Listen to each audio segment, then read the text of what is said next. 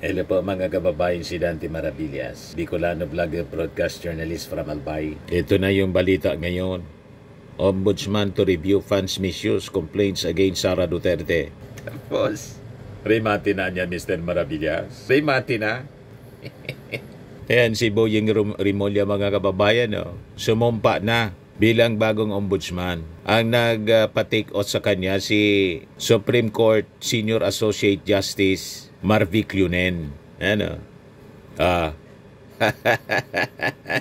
Yan Justice Secretary Jesus Crispin Boyeng Rimulya takes his oath of office as the ombudsman. He took his oath of office at the Supreme Court before Senior Associate Justice Marvic Lunen. Wala kayong dapat ipagduda sa pagiging ombudsman ni Boyeng Rimulya. Bakit? Ang nagpasumpa sa kanya si Marvic Lunen. Remember, si Marvic Lunen yung ponente ng pag-declare ng unconstitutional sa impeachment complaint laban kay Sara Duterte. Kasi hindi daw sumunod sa tamang proseso.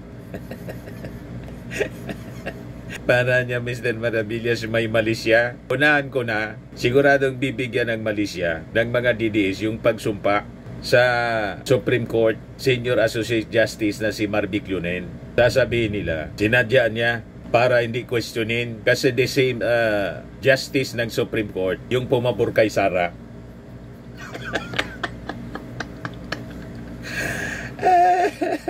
Checkmate uli mga kababayan, yung mga propaganda ng mga DDS, basag.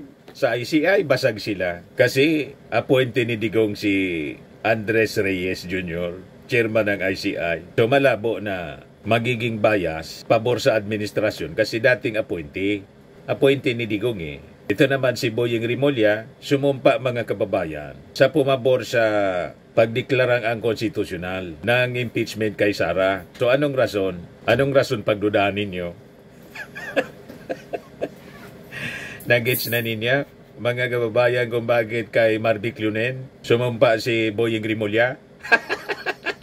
At si Marvic Lunen, mga kababayan, inclined sa mga dilawan. Kaya hindi po pwede, mga kababayan, na pagdudahan nila na baka maging bias. Kumbinsindo nga si Marvic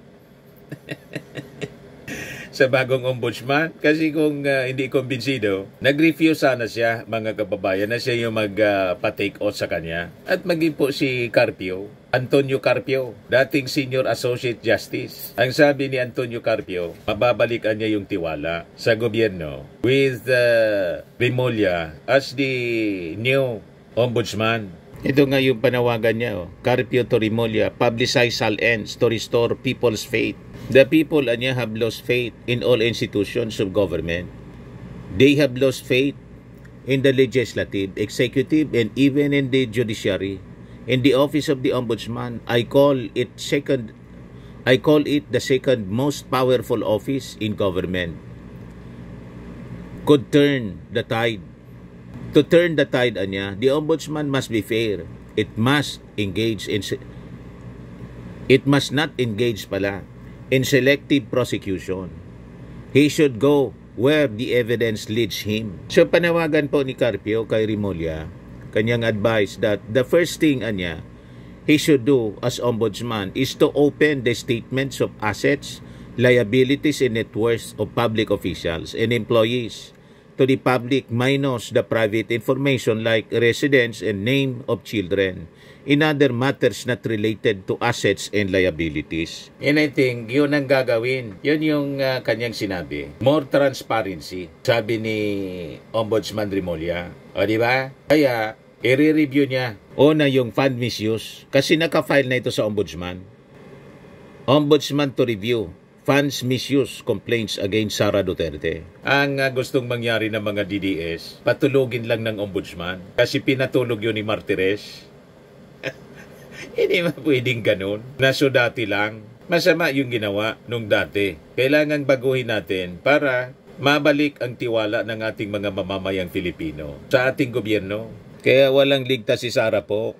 Kung niligtas siya ng mga senador, Duterte Senator, sa ombudsman po, namomoros na siya ngayon sa ombudsman.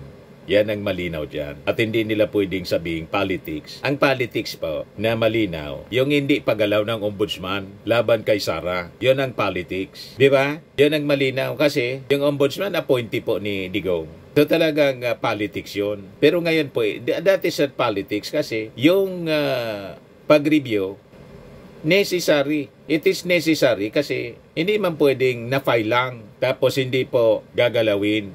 Di ba? So ano yon? Ano pat nag-file pagkatapos pinatulog lang? Di ba po mga kababayan? Kaya sabi ni Remulla, actually those reports are already with the ombudsman. We will open them, study them, and question those who are currently in charge, as well as those who had the duty to handle the cases before we arrived. So apart from Sara Duterte, respondents of these complaints also include other DepEd officials and OBP officials.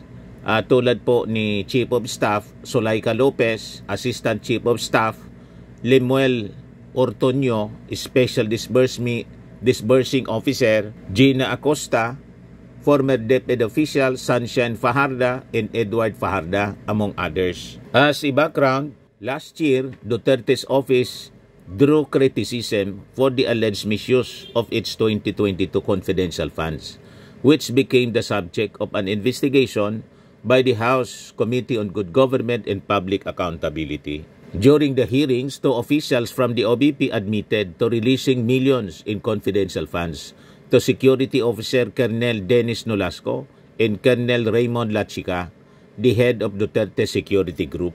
Kaya yung security, yung commander ng security ni Sara, tinanggal, kasi sabit po dito. Alangan man sabit po sa kalukuhan, nandun pa active, di ba?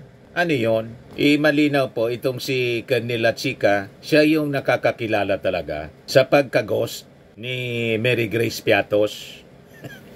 Makita niya, Mr. Maravillas, pagka-ghost, hindi pagkatao. Malinaw po si Mary Grace Piatos, hindi man po tao, kundi multo. Kilala, mga kababayan sigurado ni Colonel Lachica. Kaya tataranta sila, lalo na si Amy Marcos. Ang sigaw ni Amy Marcos, protect BP, Sara. Ayan, sabi ni Amy Marcos, bungit, si Boying talaga. Sure ka? Okay ka pa ba?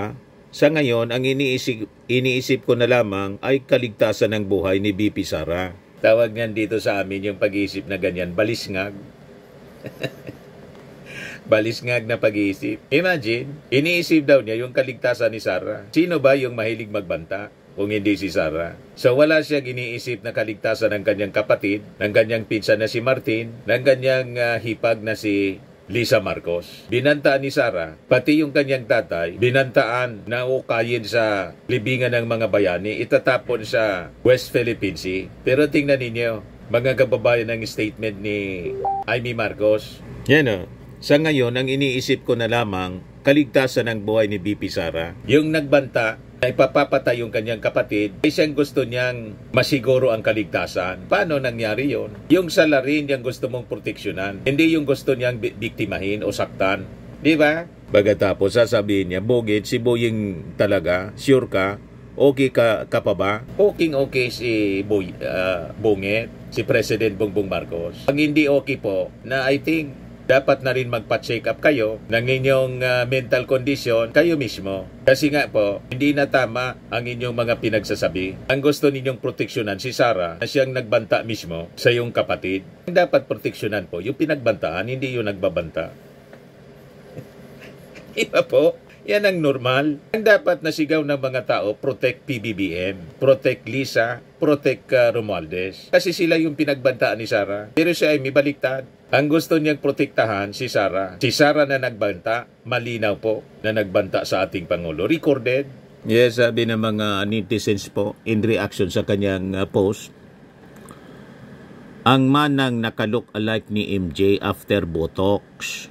Sabi ni Dante Laguerta, asking lang ma'am Senator, ang dati bang ombudsman, Martires, ay katiwa-tiwala o pinagtatakpan mo lang? Sabi ni Annalyn Talastas, iniisip niya kaligtasan ng isang vice-presidente, pero ang kaligtasan ng presidente na mismong kapatid pa niya, wala siyang pake.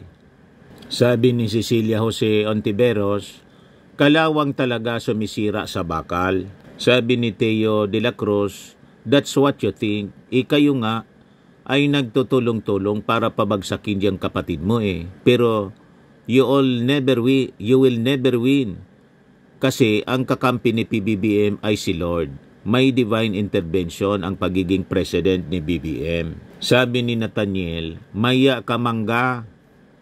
Sabi ni Kowi Angelita, tama lang yan. Bakit nga naman takot na takot kayo? Mabuti nga yon kasi di makakalagpas ang mga kamaliang pinagagawa ng lahat. Tama po yan, Sir Rimulya. Buksan mo lahat, buklatin mo. Sabi ni Orlando, oo, isipin mo buhay ni Sara, pero binoto ka ng taong bayan para maglingkod sa bansa. Hindi kay Sara ang paglilingkuran mo. O hindi si Sara. Sabi ni Arlan Lambo Loto, ipinanangga mo yang baba mo, makapal yan. Sabi ni Sofia, takot na takot.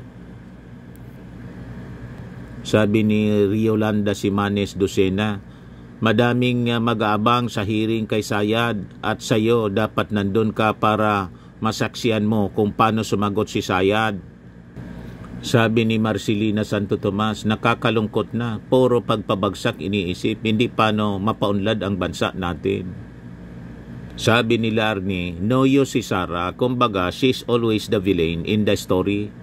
Sabi ni Rose Bispiras, si PBBM dapat ang magtanong sa'yo kung okay ka pa ba. Walang pumabors po sa mga netizens sa posisyon ni Amy Marcos. You see?